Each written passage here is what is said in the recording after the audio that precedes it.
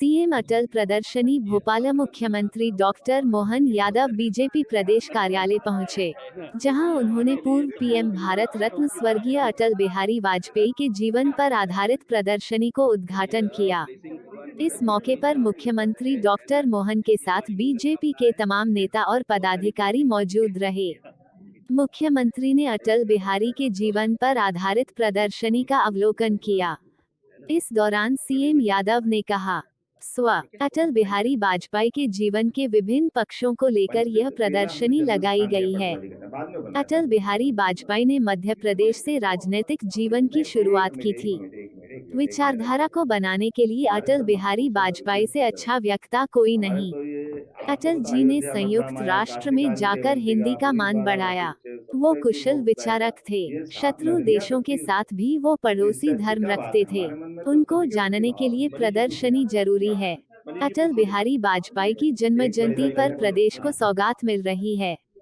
CM ने सभी दल से प्रदर्शनी देखने की अपील की है। सीएम डॉक्टर मोहन यादव की प्रेस वार्ता। सीएम डॉक्टर मोहन यादव का बयान। कांग्रेस का अतीत में डॉक्टर बाबा भीमराव अंबेडकर दुर्भाव था। बाबा साहेब ने वंचित वर्ग के लिए काम किया। जवाहरलाल नेहरू ने उद्योग और वित्त का काम नहीं दिया गया। बाबा साहेब अपने विषय को जब लेकर जाते थे उनको काम नहीं दिया। केवल एक वर्ग को संतुष्ट करने से बात नहीं बनेगी। चुनाव में बाबा साहेब को हराने का प्रयास किया गया। सीएम डॉक्टर मोहन यादव का बयान। कल केन बेतवा नदी जोड़ों परियोजना का भूमि पूजन होगा। पीएम मोदी इस ऐतिहासिक घटना का भूमि पूजन करेंगे। पानी न होने की वजह से यहां के 11 जिलों में पलायन होता था। उद्योग सहित खेती, पीने के पानी का लाभ मिलेगा। 8.5 लाख हेक्टेयर की सिंचाई होगी। यह ऐतिहासिक घटना बन रही है।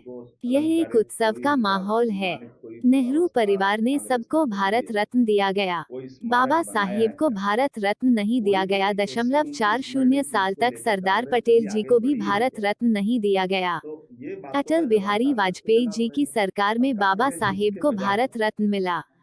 नेताजी सुभाष चंद्र बोस को भारत रत्न दिया। बाबा साहेब ने शोषित, वंचित, पीड़ित वर्ग के लिए काम किया।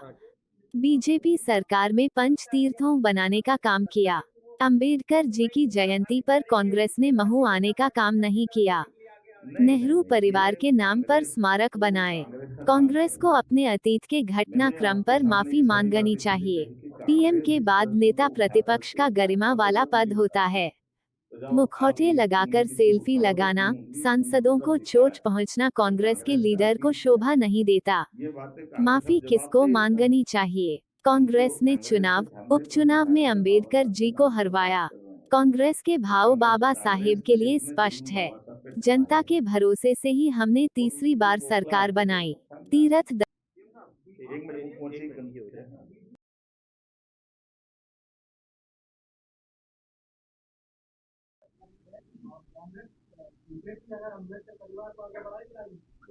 हमको कहाँ मना है।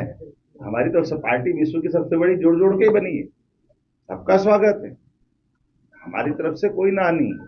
और इस दृष्टि से वो उनके परिवार ने भी खुद की पार्टी बनाई थी, तो हमने तो उनके साथ कोलैबोरेशन करने के लिए भी कदम बढ़ाया। हमारे को कोई आपत्ति नहीं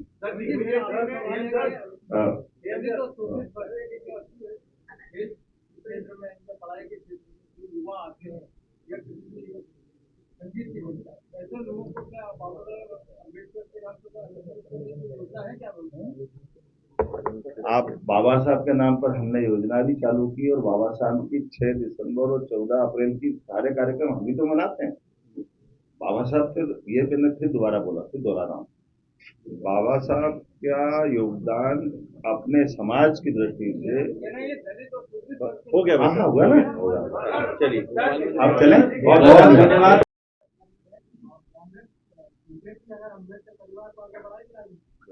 हमको कहाँ मना है। हमारी तो पार्टी विश्व की सबसे बड़ी जोड़ जोड़ के ही बनी है। सबका स्वागत है। हमारी तरफ से कोई ना नहीं है।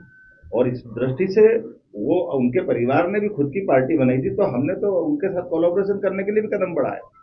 हमारे को कोई आपत्ति नहीं है।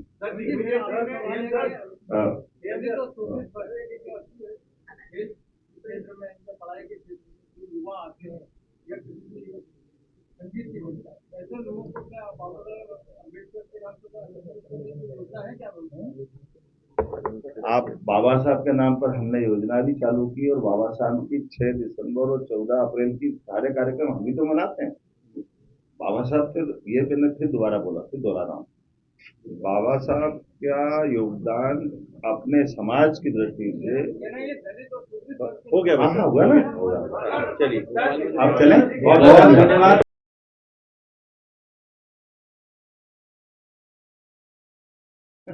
अब यही तो सोचने वाली बात है कि माफी मांगने के लिए कांग्रेस क्या कह रही है और माफी किसको मांगना है।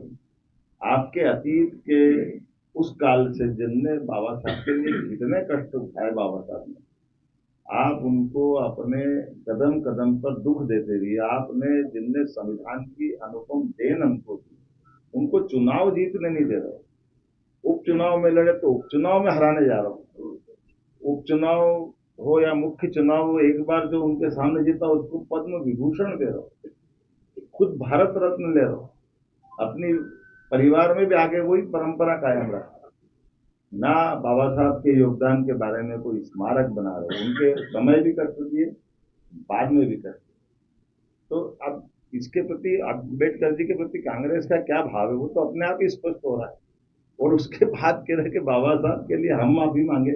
हमने जितनी श्रद्धा रखी बाबा साहब के विषय को लेकर, ये तो अब सबके सामने जग जाहिर है और जनता सब जानती है। आज दुनिया के सबसे बड़े लोकतंत्र में स्वर्गीय पंडित नेहरू जी के बाद 60 साल बाद अगर हमारी तीसरी बार सरकार बनी है तो ये जनता का भरोसा ही है कि जब हम सरकार तीसरी बार बना रहे हैं, इससे बढ़ के क्या प्रमाण होगा। और बाबा साहब का, सभी हमारे महापुरुषों का, हमने कहा कि हम तो दलों की सीमा से ऊपर उठ करके जिन्होंने इस देश के लिए कोई भी योगदान दिया उन सबका सम्मान किया। तो ये शरीफ में जन्म स्तरीय बाबा साहब तो